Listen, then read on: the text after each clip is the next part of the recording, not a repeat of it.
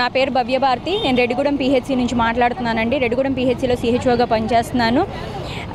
మొన్న గౌరవం health minister గారు మాట్లాడిన మాటలు అయితే మమ్మల్ని చాలా బాధకి గురి చేసినాయండి. ఎందుకంటే మీరు 3 నుంచి 4 గంటలు మాత్రమే డ్యూటీలో ఉంటున్నారని చెప్పన్నారండి. మా ఊర్లకు రండి సార్, మా ఊర్లకు కమిటీలు వేయండి సార్, లేదా మా ఊర్లో సర్వేలు చేయించండి సార్.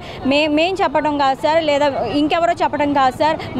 మేము సర్వీసులు ఇచ్చే పేషెంట్స్ని అడగండి, మా ఊరి ప్రజలను అడగండి. ఈ అమ్మాయి డ్యూటీ చేస్తుందా లేదా, ఈ అమ్మాయి సర్వీసులు ఇస్తున్నారా లేదా, వీళ్ళు పని చేస్తున్నారా లేదా, వీరు 3 నుంచి 4 గంటల డ్యూటీలో ఉంటున్నారా అనేది అడగండి సార్.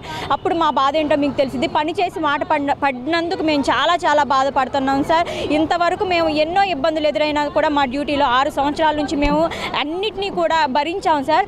దయచేసి మమ్మల్ని ఒక్కసారి గుర్తించండి సార్, మేము ఉన్నామని గుర్తించండి సార్. మా ఉనికిని ఎవరు గుర్తించట్లేదు సార్. మేము ఎంతగానో కష్టపడుతున్నాము, ఎంతగానో సర్వీసులు చేస్తున్నాము, ఎండల్లో తిరుగుతున్నాం, ఇంటింటికి సర్వీసులు మా దగ్గరికి రాని వాళ్ళ దగ్గరికి మేము వెళ్ళి సర్వీసులు ఇస్తున్నాం సార్. దయచేసి అర్థం చేసుకోండి సార్. సీఎం సార్ మీరు ఒక్కసారి మా వైపు చూడండి, డిప్యూటీ సీఎం సార్, అలాగే లోకేష్ గారు మమ్మల్ని చూడండి, హెల్త్ మినిస్టర్ గారు మా దగ్గరికి మమ్మల్ని ఒక్కసారి పిలవండి. మా యూనియన్ వాళ్ళు రెడీగా ఉన్నారు, మీరు ఎప్పుడు ఎదురు చూస్తూ ఉన్నాం, మీరు ఎప్పుడు పిలుస్తారా అని. దయచేసి మమ్మల్ని పిలవండి, పిలిచి మా బాధ ఏంటో మీరు వినండి. మీరు తండ్రి స్థానంలో ఉన్న మీరు కాకపోతే మా బాధలు ఇంకెవరు సార్ వింటారు? మా కష్టం వస్తే మేము చెప్పుకోవాల్సింది మీకే కదా సార్. మీరు కాకపోతే మా కష్టాలు ఎవరు తీరుస్తారు సార్? దయచేసి మిమ్మల్ని మీ మీద ఎంతో ఆశలతో ఎంతో నమ్మకంతో మేము మిమ్మల్ని గెలిపించుకున్నాం సార్. దయచేసి మీరు పిలవండి, మా సమస్యలన్నీ తీర్చండి. ఎవరు కోరని డిమాండ్లు అయితే మేము కోరట్లేదు సార్. మేము అడిగాయన్నీ న్యాయమైన డిమాండ్లు, అన్యాయమైన ఇంతకుముందు ఎవరికి చేయని కూడా మేము అడగట్లేదు సార్.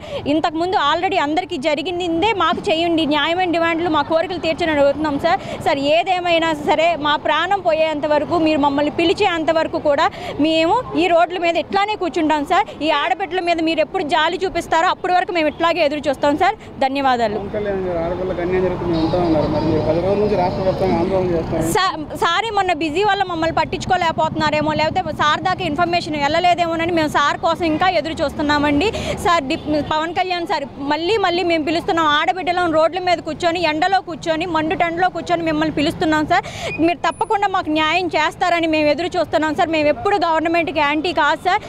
మీ దయ కోసం ఎదురు చూస్తున్నాం సార్. మేము మీ దయ మా పైన ఉంటుందని మమ్మల్ని పిలుస్తారని మేము ఎదురు చూస్తున్నాం సార్. ఇప్పుడు కాకపోయినా మీరు ఎన్ని రోజులు పిలుస్తారో, నెలలైనా సంవత్సరాలైనా సరే మీ పిలుపు కోసం మేము ఇట్లానే కూర్చుంటాం సార్. మీరు మాతో మాట్లాడేంత వరకు మేము ఇలానే ఉంటాం సార్.